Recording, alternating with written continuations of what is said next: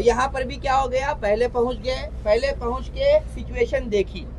Situation یہ تھی کہ یہاں پہ احد پہاڑ ہے اتنا بڑا، اس سے پیچھے سے کوئی آئے گا نہیں، اس کے پیچھے سے کوئی نہیں آئے گا.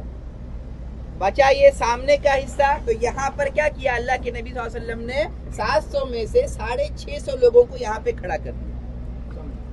جن کو 700 میں سے 650 کو، ان کے پیچھے پہاڑ اور سامنے دیکھ. یہ جو چھوٹا پہاڑ تھا، یہ چھوٹا تھا، یہاں سے کوئی آ سکتا تھا، یہاں سے کوئی آ سکتا تھا. تو اللہ کے نبی صلی اللہ علیہ وسلم نے 50 صحابہ کو اس پر کھڑا کر دیا.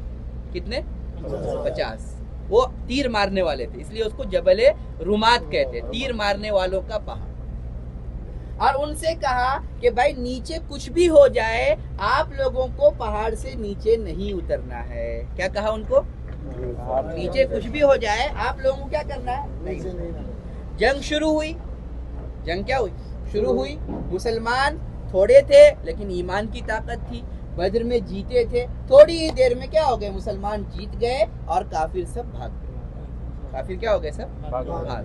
جنگ کا قانون یہ ہوتا ہے کہ دشمن جب بھاگتا ہے تو آتے وقت تو بہت سامان لے کر آتا ہے، لیکن جاتے وقت سامان چھوڑ کے جاتا ہے. تو جو سامان چھوڑتا ہے، جو جیتتا ہے، اس کا ہوتا ہے.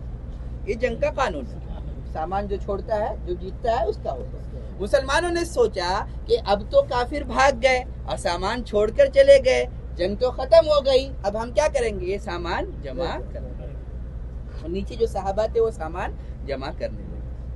اوپر جو صحابہ تھے انہوں نے جب دیکھا کہ جنگ ختم ہو گئی ہے، کافر بھاگ گئے ہیں اور مسلمان کیا ہے؟ سامان جمع کر رہے ہیں، تو انہوں نے سوچا کہ اب اوپر رہنے کی ضرورت نہیں ہے. اس میں سے اکثر لوگ نیچے آ گئے.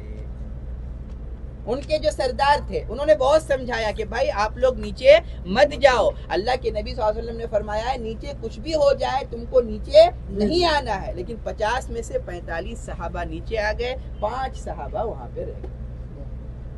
آپ لوگوں نے نام سنا ہوگا حضرت خالد ابن ولید، جن کا لقب ہے سیف اللہ، اللہ کی تلوار، ہے نا بھائی. اس وقت وہ مسلمان نہیں تھے، وہ کافروں کے ساتھ تھے. اتنے عقل مند تھے کہ جیسے ہی انہوں نے دیکھا کہ یہ پہاڑ خالی ہو گیا ہے، کچھ کافروں کو اپنے ساتھ لیا اور اس کے پیچھے سے زوردار حملہ مسلمانوں پہ کر دیا. اتنا زوردار حملہ تھا کہ بہت دیر تک مسلمانوں کو سمجھ ہی میں نہیں آیا کہ کیا ہوا.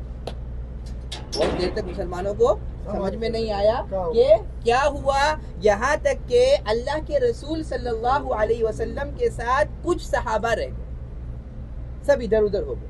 بلکہ کافروں نے یہ خبر پھیلا دی کہ نعوذ باللہ اللہ کے رسول صلی اللہ علیہ وسلم بھی شہید ہو گئے. جب صحابہ نے یہ خبر سنی تو سوچا کہ جس کے لیے ہم لڑتے تھے، جس کے لیے ہم مرتے تھے، وہی نہیں ہے، تو اب ہم کیا کریں؟ سب اپنی اپنی جگہ پر کیا ہو گئے؟ بیٹھ گئے. اور کافروں کو جب معلوم ہوا کہ اللہ کے نبی صلی اللہ علیہ وسلم اس طرف ہے تو انہوں نے ہر طرف کو چھوڑ کر یہاں پہ حملہ زیادہ کر دیا. اب صحابہ نے جب دیکھا کہ ہر طرف سے حملہ یہاں پر ہو رہا ہے تو ایک صحابی جو ہے وہ کھڑے ہو گئے اور اللہ کے رسول صلی اللہ علیہ وسلم کے آگے اپنا ہاتھ رکھ دیا. کیوں رکھ دیا؟ ہاتھ رکھ دیا کہ اگر کوئی بھی تیر آئے گا تو وہ اللہ کے رسول صلی اللہ علیہ وسلم کے جسم سے پہلے میرے ہاتھ پہ لگے. اتنے تیر ان کے ہاتھ پر لگے کہ ان کا ہاتھ پورا بیکار ہو گیا. جو صحابہ آس پاس تھے وہ کوشش کر رہے تھے کہ کسی طرح اللہ کے نبی صلی اللہ علیہ وسلم کی حفاظت ہو اور ان کو کوئی چوٹ نہ پہنچے، ان کو کوئی تکلیف نہ ہو. لیکن ایک کافر بدبخت نے ایک پتھر لیا اور پتھر لے کے زور سے مارا، وہ سیدھے اللہ کے رسول صلی اللہ علیہ وسلم کے دانت پہ لگا اور 2 دانت جو ہے وہ شہید ہو گئے. اور یہی وہ زمین ہے جہاں پر اللہ کے رسول صلی اللہ علیہ وسلم کا خون کا قطرہ گیا. اسی جنگ میں اللہ کے نبی صلی اللہ علیہ وسلم کے چچا حضرت حمزہ رضی اللہ عنہ، جن کی قبر اس میں ہے، انہوں نے بدر میں بڑے بڑے سرداروں کو مارا تھا، بڑے بڑے سرداروں کو. اور ایک ابو سفیان تھے جو بعد میں مسلمان ہوئے، ان کی بیوی تھی ہندا. کیا نام تھا؟ ہندا. اس کے بھی بہت سے رشتہ دار مارے گئے تھے. تو اس نے قسم کھائی تھی کہ جب تک میں اپنے رشتہ داروں کا بدلہ نہیں لوں گی، میں نہاؤں گی نہیں، صاف صفائی نہیں کروں گی. اور اس نے اپنے غلام جس کا نام وحشی تھا اس سے کہا کہ تم ہمارے ساتھ جنگ میں، لڑائی میں جاؤ گے. تم کیا کرو گے؟ ہمارے ساتھ لڑائی میں جاؤ گے اور تمہارا کام یہ ہوگا کہ حضرت حمزہ کو دیکھتے رہنا اور جیسے ہی وہ تمہارے سامنے آئے ان پر حملہ کر کے ان کو ختم کر دو. اس کے بدلے میں تم کو کیا ملے گا؟ تم کو آزادی ملے گی. غلام کو کیا چاہیے؟ ایک انسان کو آزادی سے بڑی کیا چیز ہو سکتی ہے؟ وہ کیا ہو گیا؟ وہ کافر تھا، وہ تیار ہو گیا. اور وہ جو حضرت حمزہ بڑی بہادری سے لڑائی لڑ رہے تھے، جیسے ہی اس کو موقع ملا ان کے پاس غلاموں کے پاس جو ہے خاص نیزہ ہوتا تھا، خاص جو ہے ایک ہتھیار ہوتا تھا، اس سے سیدھے حضرت حمزہ کے یہاں پر مار دیا. حضرت حمزہ نے بہت کوشش کی کہ اس پر حملہ کرے لیکن وہیں پر گر گئے. وہ جو ہندا تھی جس نے غلام سے کہا تھا مارنے کے لیے، اس نے یہ بھی قسم کھائی تھی کہ اگر حضرت حمزہ کی مارے جائیں گے، شہید کیے جائیں گے اور ان کی لاش مجھے ملے گی تو میں جو ہے ان کا پیٹ کاٹوں گی، اس میں سے ان کا جگر نکالوں گی اور کھاؤں گی.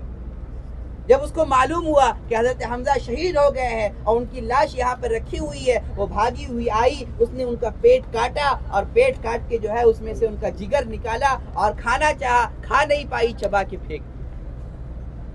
جنگ ہو رہی تھی، مسلمان جو ہے بہت دیر کے بعد مسلمان سنبھلے، لیکن اس وقت تک جو ہے 70 صحابہ شہید ہو گئے تھے. حضرت حمزہ چونکہ بہت پہلے شہید ہوئے تھے اور ان کے جسم کی یہ حالت ہو گئی تھی کہ بڑی مشکل سے لوگوں نے ان کو پہچانا، بڑی مشکل سے لوگوں نے ان کو پہچانا. حضرت حمزہ کی شہادت اور دوسرے صحابہ، خاص طور پہ حضرت حمزہ کی شہادت، اس لیے کہ حضرت حمزہ نے شروع سے اللہ کے رسول کو ساتھ دیا تھا، مکے میں بھی ساتھ دیا، یہاں آنے کے بعد بھی ساتھ دیا، بڑے بہادر تھے. اس لیے ان کی شہادت کا اللہ کے رسول صلی اللہ علیہ وسلم کو اتنا غم تھا کہ یہ جو وحشی جس نے حضرت حمزہ کو مارا تھا بعد میں وہ بھی مسلمان ہو گیا. اور ہم اور آپ جانتے ہیں کہ اگر کوئی آدمی مسلمان ہوتا ہے تو اس سے پہلے کے جتنے گناہ ہیں، چاہے وہ سمندر کی جھاگ کے